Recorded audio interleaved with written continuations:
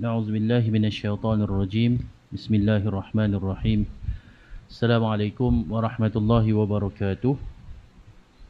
إن الحمد لله نحمده ونستعينه ونستغفره ونعوذ بالله من شرور أنفسنا ومن سيئات أعمالنا. من يهده الله فلا مضل له ومن يضلل فلا هادي له وأشهد أن لا إله إلا الله وحده لا شريك له وأشهد أن محمدا عبده ورسوله. يا أيها الذين آمنوا اتقوا الله حق تقاته ولا تموتن إلا وأنتم مسلمون. يا أيها الناس اتقوا ربكم الذي خلقكم من نفس واحدة وخلق منها زوجها وبث منهما رجالا كثيرا ونساء واتقوا الله الذي تساءلون به والأرحام إن الله كان عليكم رقيبا. يا أيها الذين آمنوا اتقوا الله وقولوا قولا سديدا يصلح لكم أعمالكم ويغفر لكم ذنوبكم ومن يطع الله ورسوله فقد فاز فوزا عظيما. أما بعد, yang saya muliakan, Saibul Fadilah, barisan pengurusan Surau Al-Jalil, Saibul Fadilah, tuan-tuan imam, tuan-tuan Bilal, para asatizah, seterusnya tuan-tuan, puan-puan, sidang jemaah yang dirahmati Allah sekalian. Bersyukur kepada Allah Subhanahu Wa Taala kita dipertemukan sekali lagi, dan insya-Allah kita akan menyambung pengajian kita. Jadi tuan-tuan yang ada kitab di tangan tuan-tuan, boleh buka pada muka surat ke-88. Muka surat yang ke-88.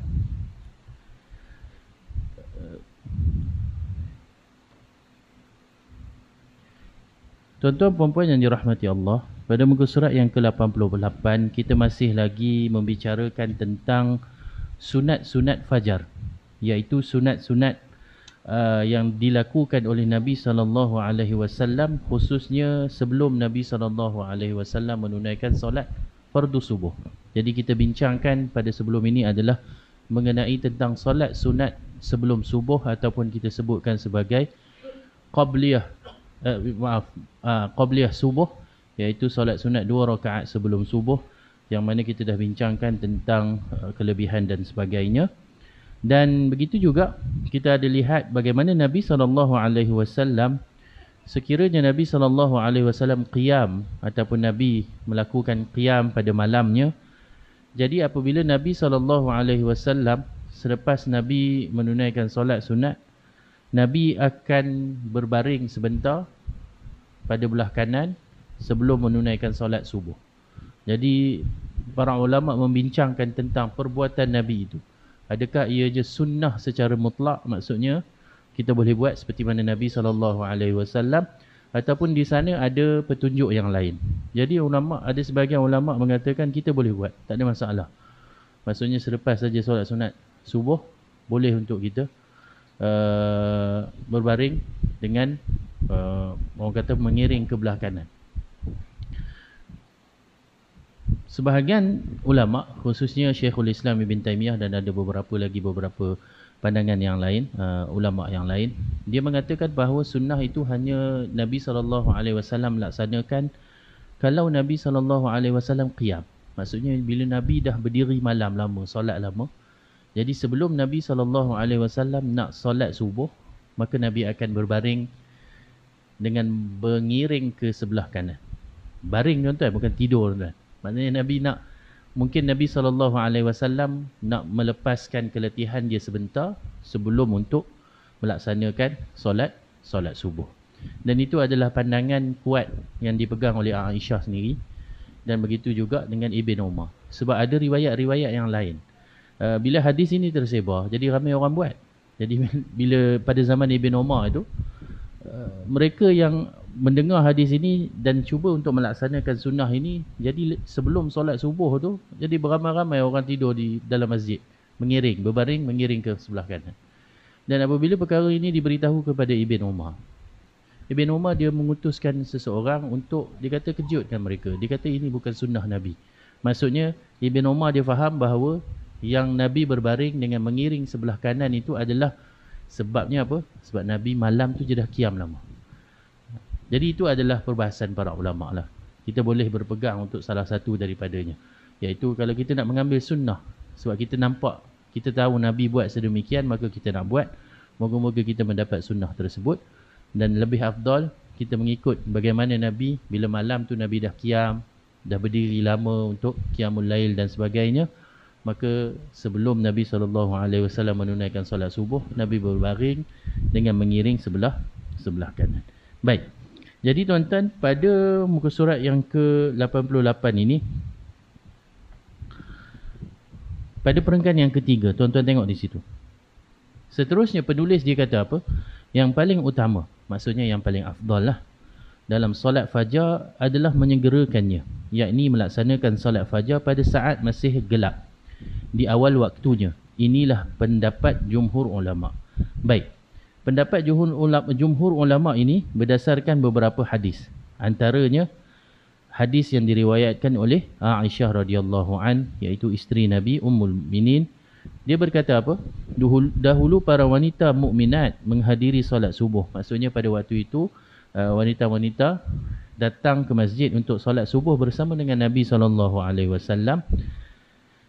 Dengan bagaimana keadaannya? Dengan menutupi kepala dan tubuh mereka dengan kain dari bulu, muruq. Sebab itu dalam hadis disebutkan muta'allifatim bimurutihinna. Maksudnya perempuan-perempuan pada zaman Nabi SAW, mereka ada satu kain yang diperbuat daripada bulu. Mereka akan tutup tubuh mereka dan begitu juga tutup bahagian kepala mereka. Dan kemudian dalam hadis ini sebut, kemudian mereka kembali ke rumah masing-masing dan mereka tidak dikenali kerana Rasulullah SAW melaksanakan solat subuh ketika keadaan masih sangat gelap. Dan hadis yang kedua adalah hadis Jabir, yang mana Nabi SAW sebutkan apa? Dalam hadis ini Nabi kata, disebutkan bahawasanya Nabi SAW melaksanakan solat subuh saat keadaan masih gelap. Hadisnya kalau ikutkan dalam matannya adalah kana Nabi SAW yusalli subha bi ghalas. Maksudnya Nabi SAW menunaikan solat subuh dalam keadaan pada waktu itu masih lagi gelap. Jadi dua dalil ini ataupun dua hadis ini menjadi dalil bahawa kebanyakan ataupun boleh dikatakan Nabi SAW akan solat subuh di awal waktu. Dalam kata lain, pada waktu itu masih lagi gelap. Cumanya penulis dia bawakan juga ada satu riwayat yang lain. Dia disebutkan di sini, adapun mengenai hadis Rafi' bin Khadij radhiyallahu an yang diriwayatkan secara marfu', dia sebutkan apa? Asfiru bil fajr fa innahu a'zamu lil ajr. Tunggulah sampai langit jadi warna kekuningan untuk melaksanakan solat subuh kerana itu lebih banyak pahalanya. So kalau kita ikutkan, dia seolah-olah macam kontra, betul tak tuan-tuan? Hadis yang kita baca dua di atas, Aisyah dengan hadis Jabir, menunjukkan Nabi SAW solat pada keadaan masih gelap. Tapi dalam hadis yang kedua ni nak menunjukkan Nabi SAW dia solat, tapi solat lewat. Sehingga kan pada waktu itu langit tu dah nampak kekuning-kuningan. Maksudnya matahari tu dah nak terbit. Baik. Jadinya dua hadis ini ataupun dua keadaan ini tuan-tuan, dia sebenarnya tak, orang kata apa? Dia tak bercanggah antara satu sama lain. Macam mana kita nak tahu? Kita kena melihat dari sudut pemahaman bagaimana kita perlu faham hadis yang pada zahirnya seolah-olah nampak bercanggah ini. Baik. Sekarang ini kita berbincang tentang waktu afdal, waktu utama ataupun waktu yang terbaik untuk melaksanakan solat subuh. Baik. Dalil yang kita baca daripada Aisyah Jabir tadi, inilah dalil yang digunakan oleh jumhur para ulama, Maliki, Syafi'i dan juga Hambali, yang mana afdal solat subuh adalah di awal waktu. Maksudnya dalam keadaan waktu ataupun pada waktu itu masih lagi gelap. Bi ghalasin, dalam hadis ghalas tu maksudnya keadaan masih gelap. Di pengakhiran malam nak masuk subuh tapi masih lagi dalam keadaan gelap. Macam kita lah. Sekarang subuh masuk lebih kurang 5.50, betul tak tuan-tuan? 5.50 tu masih lagi gelap, betul tak tuan-tuan? Kalau tuan-tuan pergi keluar rumah tengok masih lagi gelap. Maksudnya pukul 6 pun masih lagi gelap. Maka itulah yang disebutkan oleh para ulama, yang paling utama ataupun yang paling afdal adalah solat subuh pada waktu itu. Baik, jadi bagaimana pula dengan hadis yang sebut asfiru bil fajr yang kita bacakan tadi. Tunggulah sehingga langit menjadi kekuningan untuk melaksanakan solat subuh kerana itu lebih banyak pahalanya. Seolah-olah mengatakan bahawa melewatkan waktu subuh itulah sebenarnya waktu yang paling afdal. Betul tak tuan-tuan? Faham tak? Nampak hadis ni? Kita akan nampak sebegitu. Baik.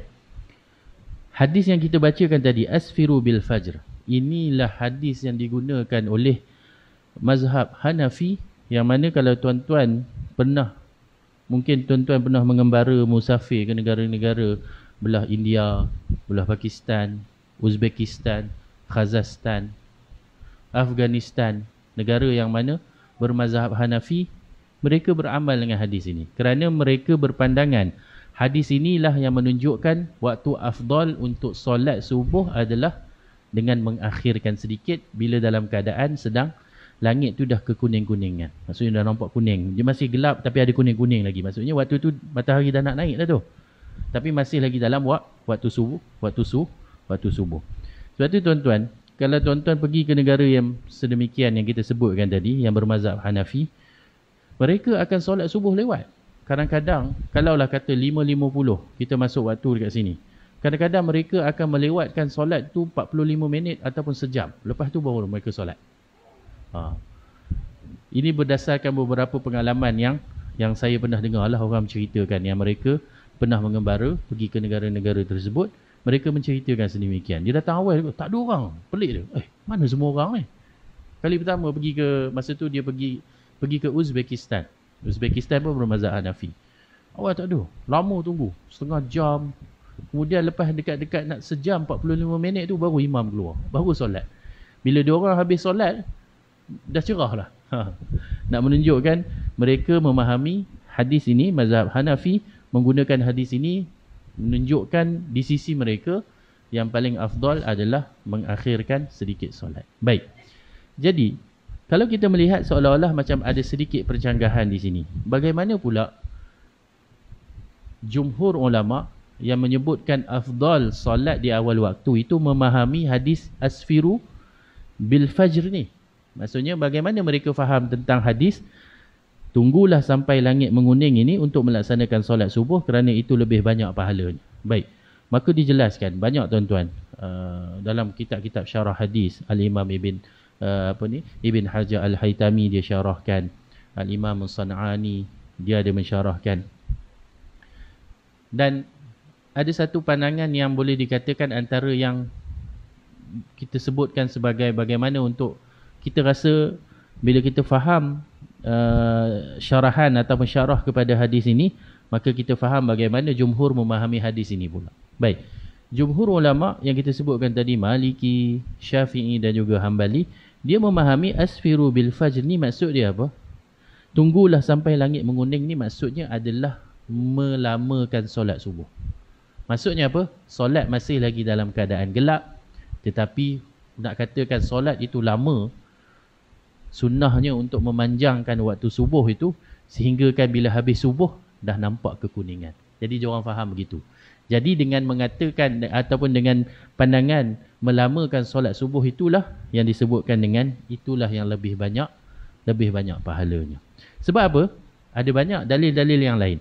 Kalau dalil yang kita bacakan tadi daripada hadis Aisyah dan juga hadis Jabir ini nak menunjukkan kebiasaan Nabi SAW bila Nabi solat, sifatnya solatnya adalah di awal waktu. Maksudnya dalam keadaan gelap. Tapi ada beberapa keadaan, bahkan diriwayatkan dalam riwayat-riwayat semisal Ibn Shaybah, Musannaf Ibn Shaybah dan juga Abdul Razak. Tapi tak silap saya dalam Musannaf Ibn Shaybah. Disebutkan para sahabat dia solat subuh dalam keadaan gelap sehingga kan diorang ni tak perasan siapa di sebelah mereka. Yalah zaman dulu gelap tuan-tuan, tak ada lampu macam ni. Mungkin ada cahaya yang terang sedikit saja untuk menerangi kawasan tempat solat di Masjid Nabi.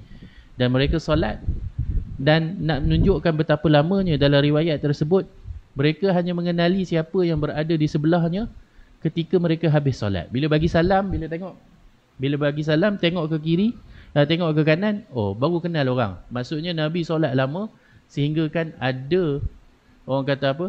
Sehingga fajar tu dah nak terbit seolah-olah nak menunjukkan bahawa solat itu lama, dan bila lama matahari dah nak mula terbit, barulah ada cahaya, barulah kenal orang di kiri dan kanan.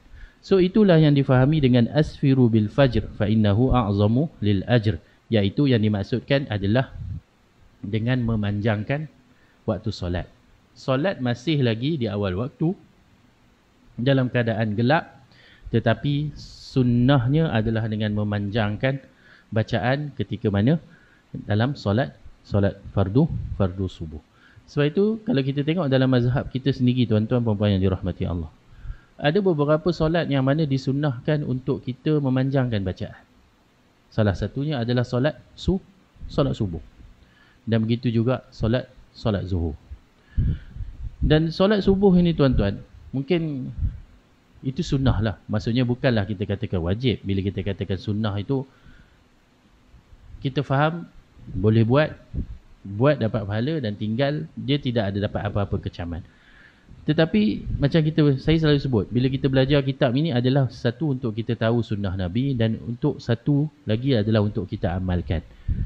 Boleh jadi kita mesti juga usahakan dalam sehari, dalam kehidupan kita, ataupun kalau tak dapat hari-hari tersebut, dalam seumur hidup kita pernah melakukan sunnah ini, iaitu memanjangkan bacaan ketika mana solat subuh. Kadang-kadang kita boleh dapat semayang subuh pagi Jumaat. Sebab imam akan baca surah Sajadah dan juga surah Al-Insan. Itu pun, tuan-tuan, surah Sajadah tu je potong-potong. Maksudnya dia selesaikan surah Sajadah tu dalam 2 rakaat. Tapi kalau ikutkan sunnah, Nabi akan baca surah Sajadah itu full pada 1 rakaat. Rakaat pertama, dan kemudian Nabi akan sujud tilawah, dan kemudian Nabi akan selesaikan bacaan surah As-Sajadah pada rakaat yang pertama, dan Nabi SAW akan selesaikan surah Al-Insan pada rakaat yang kedua. So nampak panjang lah, tuan-tuan. Tapi mungkin agak payah, tuan-tuan, kita kat Malaysia ni nak buat. Kerja hari Jumaat dah kerja. Kalau negara Arab tak ada masalah, tuan-tuan. Hari Jumaat je orang cuti. Jadi kalau datang ke subuh pagi tu, kalau imam baca panjang dia tak ada marah lah.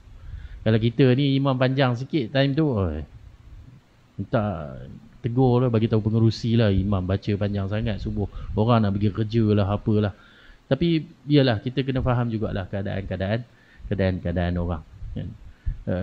Maksudnya apa dia, tuan-tuan? Imam tu kena peka juga, kan? Kadang-kadang fik untuk menjadi seorang imam ini, dia bukanlah kita katakan bacaan dia tu sahaja kena baik. Betul, bacaan yang baik, bacaan yang orang kata merdu tu bonus lah. Bacaan yang baik ini dia tahu hukum hakam tajwid, makhraj yang bagus, tepat dan sebagainya, satu. Tetapi yang lebih juga adalah fiqh itu sendiri. Dia kena tahu, dia kena faham makmum dia siapa, kan? Dia makmum, dia imam di kampung, confirm lah makmum dia semua tu orang geng-geng dah pencen, kan? Tak larat nak berdiri lama-lama, kan? Kalau jenis berkursi tu okey lah kot. Memang imam ni dia ada fiqh imam yang dia perlu perhatikan, dan dia perlu kuasai. Kena tengok imam keadaan makmum macam mana, anak-anak kecil ada ke tak, dengar anak menangis, so dia dah tahu dah. Dia kena ringkaskan bacaan dia. Sebab apa? Mungkin ada ibu-ibu juga yang datang solat, bila dengar anak dia menangis tak khusyuk, kan? Mungkin juga dengan tangisan tersebut akan mengganggu jemaah-jemaah yang lain. Jadi perkara-perkara sebegini adalah perkara yang sangat-sangat dijaga. Sebab itu kita mendengar hadis Nabi SAW, yang mana Nabi SAW ada menegur seorang sahabat. Dia semayang, dia jadi imam lama, makmum mengeluh. Maksudnya makmum komplain kepada Nabi, dan Nabi terima komplain tersebut. Tak ada pula Nabi nak kata itu, kamu ni bersusah-susah lah sikit nak solat lama. Nabi tak kata gitu. Tapi Nabi tegur imam, kan? Nabi kata kepada imam sahabat tersebut, adakah kamu nak menjadikan orang lari daripada agama? Kan, dengan sifat sebegitu, kan? Nabi tegur, dan Nabi pada waktu itu dalam keadaan yang boleh dikatakan marah, tetapi masih lagi Nabi nak menegur sahabat tersebut. Jadi kena perhatikan. Jadi tuan-tuan, so penulis apa yang dia nak sampaikan? So dia nak sampaikan di sini adalah perbahasan tentang waktu yang paling afdal untuk solat subuh. Jadi sunnahnya iaitu adalah dengan solat di awal waktu, iaitu solat dalam keadaan masih lagi dalam keadaan gelap. Dan sunnahnya juga adalah solat subuh itu dipanjangkan bacaan dia. Sehingga kan disebutkan mereka memahami hadis asfiru bil fajr, tunggulah sampai langit menguning tu maksudnya solat subuh tu lama. Sehingga kan waktu itu matahari pun dah nak terbit dah. Dah nak masuk waktu syuruk. Itu yang dimaksudkan dengan hadis ni. Baik. Sebab itulah dia bawakan di bawah itu. Ada yang mengatakan bahawa maksudnya adalah memanjangkan bacaan. So bila penulis dia dah bawakan isu ini, jadi dia bawakan juga jawapannya. Tetapi dia tidak menulislah jawapan tersebut. Siapa yang mengatakan maksud hadis ini yang dengan memanjangkan bacaan ini, dia tak sebutlah siapa. Tetapi dia meringkaskan kepada kita dengan dia mengatakan yang difahami daripada hadis asfiru bil fajr ini adalah dengan memanjangkan bacaan sehingga solat subuh selesai setelah langit menguning.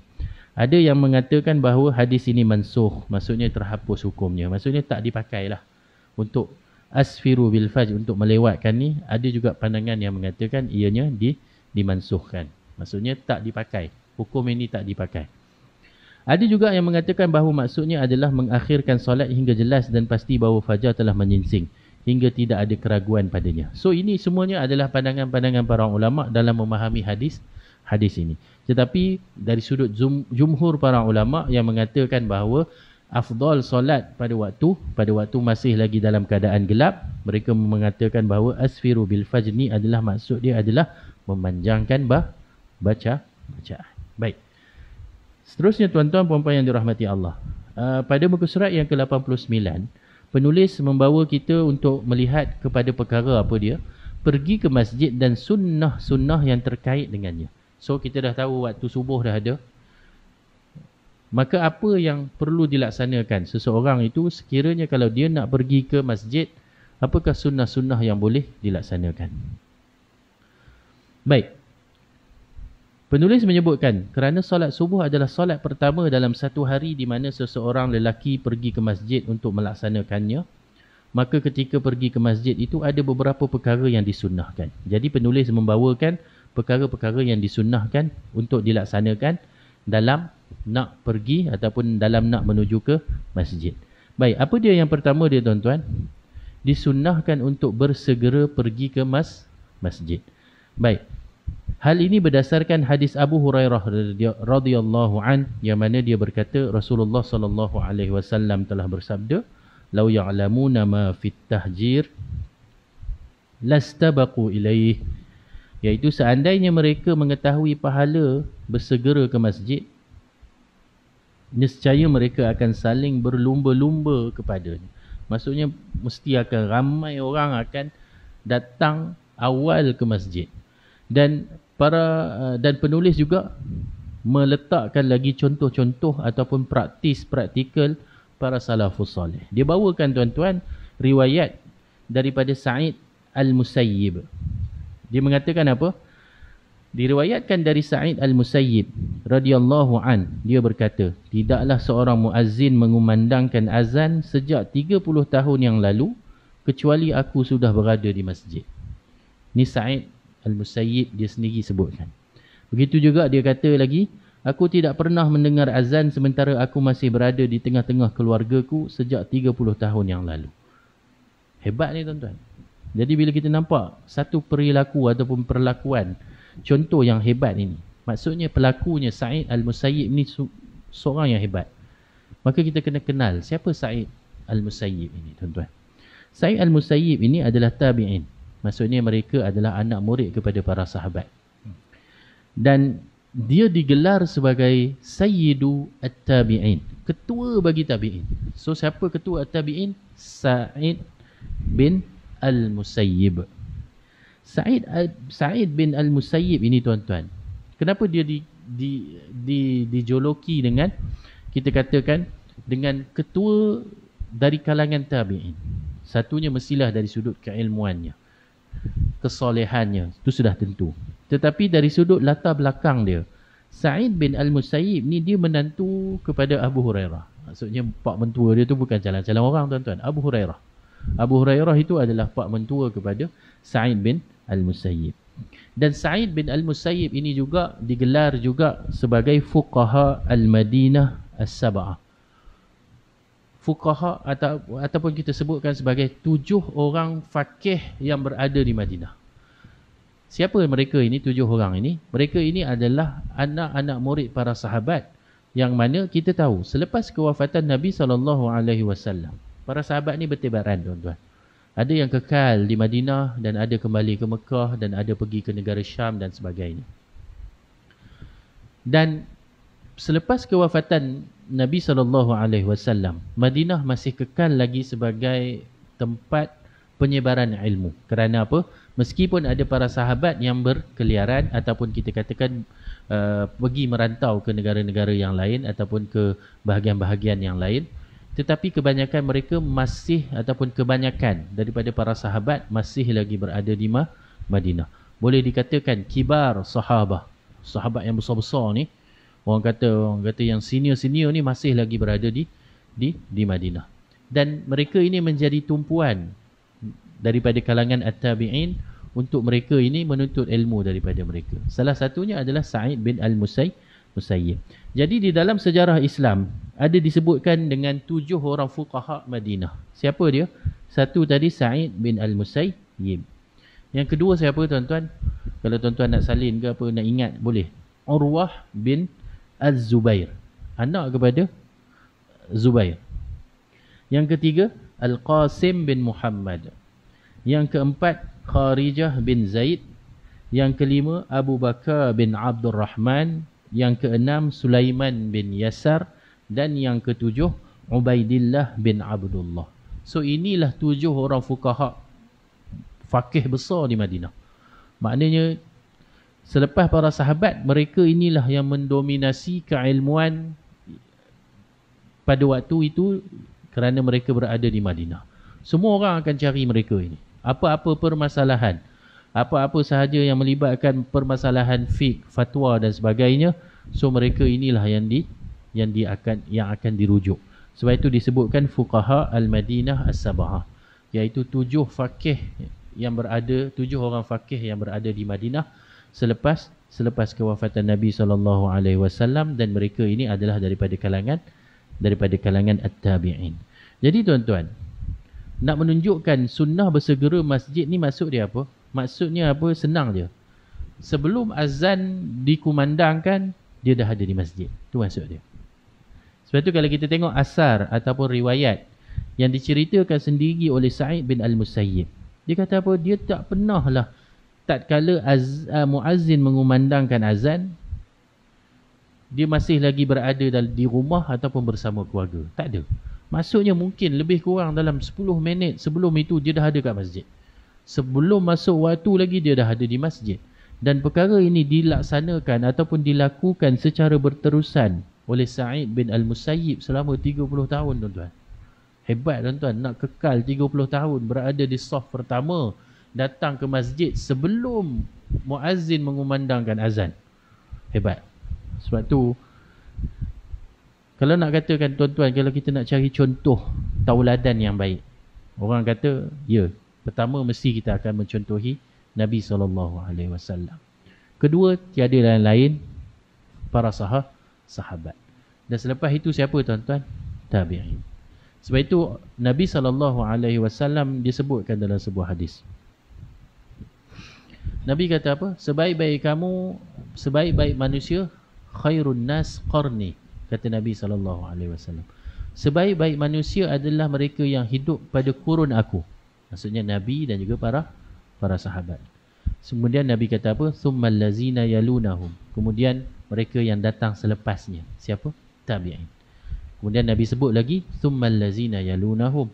Kemudian yang datang selepas mereka. Siapa? Tabi'in. So Nabi SAW dah memberikan kredit kepada mereka. Nabi dah berikan satu, orang kata cok moho. Ini adalah kurun yang terbaik. Siapa? Nabi dan juga para sahabat. So selepas mereka ini siapa pula yang terbaik? Kata Nabi, tabi'in. Dan siapa pula yang lepas itu yang terbaik? Tabi'in. Orang yang peka dengan hadis ini tuan-tuan, dia akan melihat bahawa inilah role model sebenar dalam kehidupan kita sebagai seorang Muslim. Ikut Nabi, ikut para sahabat, ikut tabi'in dan ikut tabi'in. Dan sebab itu bila kita melihat apa yang disebutkan oleh Sa'id Al-Musayyib ini adalah orang kata apa kan, satu kita katakan usaha ataupun amalan yang mana lahir daripada orang yang sangat-sangat peka terhadap agama. Dia tahu kelebihan solat berjemaah. Dia tahu kelebihan berada awal di masjid. Dia tahu kelebihan berada di saf awal ketika melaksanakan solat, menunaikan solat. So dia adalah orang yang tahu tentang perkara ini. Dan tahunya itu, dia mengorak langkah untuk dirinya juga untuk memahami hadis tersebut dan juga untuk mempraktiskannya. So, Sa'id Al-Musayyib adalah satu contoh yang mana dia beramal dengan hadis ini. So, dia tahu tentang hadis ini dan dia beramal, dan dia akan sentiasa berada di saf paling awal. Bahkan sebelum muazzin mengumandangkan azan, maka dia telah ada ataupun dia telah berada di masjid. Baik. Selepas bersegera untuk datang ke masjid, apakah sunnah yang seterusnya? Baik. Bila dikatakan bersegera untuk datang ke masjid, iaitu menuntut seseorang itu dia perlu keluar awal sebelum kita katakan azan berkumandangkan. Baik.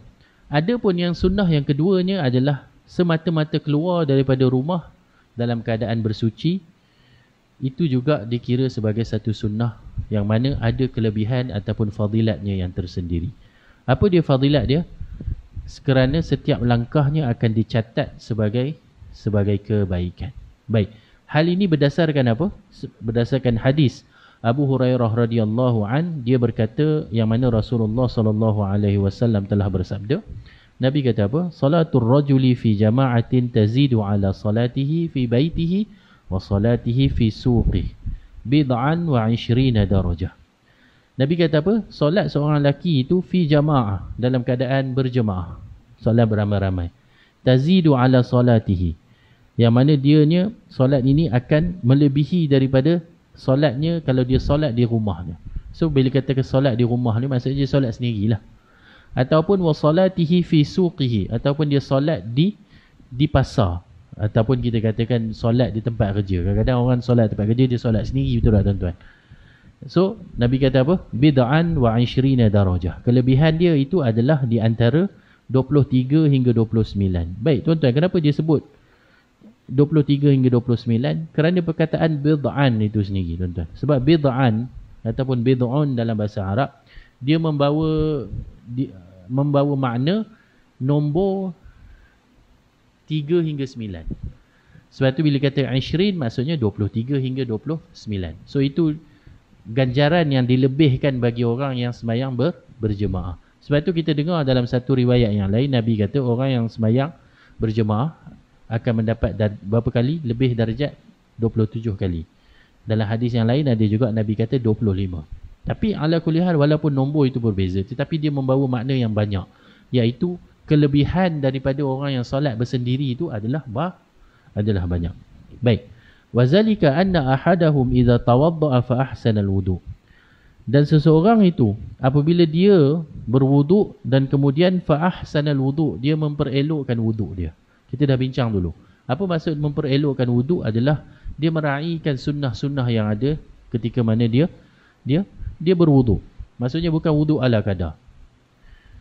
Kalau dia basuh muka itu, dia akan basuh dengan sebetul-betulnya. Kita dah bincang kawasan yang mana perlu dibasuh. Daripada hujung sini hingga hujung sini, daripada start awal ubun-ubun sehingga di bawah. Dia basuh semua. Kemudian dia melakukan sunnah-sunnahnya, iaitu dengan merata-ratakan. Menyelit-nyelit, kalau ada janggut, dia selit-selitkan jari jemari dia pada janggutnya. Kemudian kalau dia basuh tangan, dia menyelit-nyelitkan tangannya agar air itu boleh mengalir. Kemudian dia menggosok-gosok, kemudian dia melebihkan sehingga lebih daripada siku. So itu maksudnya memperelokkan wuduk. Dan seseorang itu bila dia berwuduk, kemudian dia memperelokkan wuduk dia, Nabi kata apa? Summa atal masjidah, kemudian dia menuju ke masjid. La yanhazuhu illa salah, la yuridu illa salah. Memang niat dia itu, memang tujuan dia itu untuk menunaikan solat. Tak ada benda lain. Tak adalah datang ke surau dia kata, oh hari ni ada ceramah, ada makan. Bukan gitu. Ada juga mungkin orang sebegitu. Dia mungkin terfikir, tapi kita betulkan niat kita, kan? Nabi kata orang yang memang dia melangkah itu memang dia fokus untuk dia datang untuk solat. Niat dia tak bertukar. Tak ada nak buat benda lain. La yuridu illa salah. Dia, apa yang dia kendaki adalah hanya untuk solat saja, kata Nabi. Falam yakhtu khatwatan. Dan tidaklah dia, orang kata apa? Tidaklah dia bergerak itu ataupun dia melangkah dengan satu langkah itu illa kecuali rufi'a lahu biha darajah. Satu langkahnya itu akan mengangkat darjatnya. Wa hutta anhu biha khati'ah. Dan begitu juga dihapuskan kesalahannya. Maksudnya satu langkah tu dia dapat dua ganjaran. Satu, naik darjat, dihapuskan kesalahan.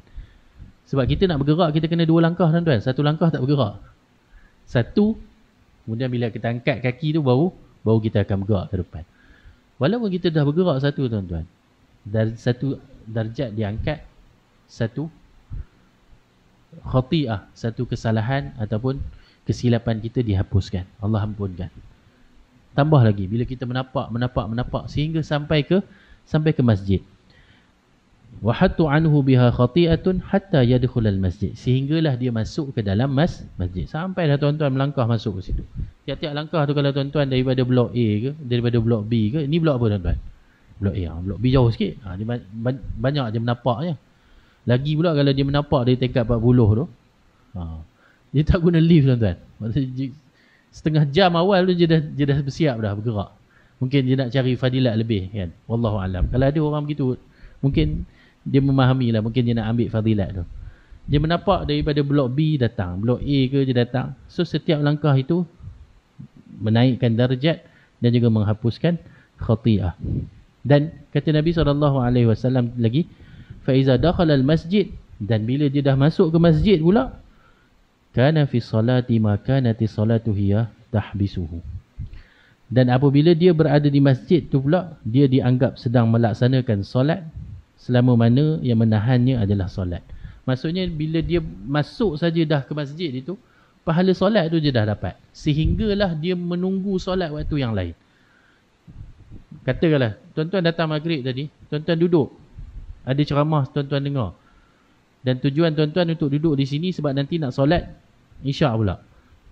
Pahala yang dapat itu berdasarkan hadis ini adalah walaupun tengah duduk ke, tengah buat apa sekalipun, dia akan dapat pahala sedang bersolat.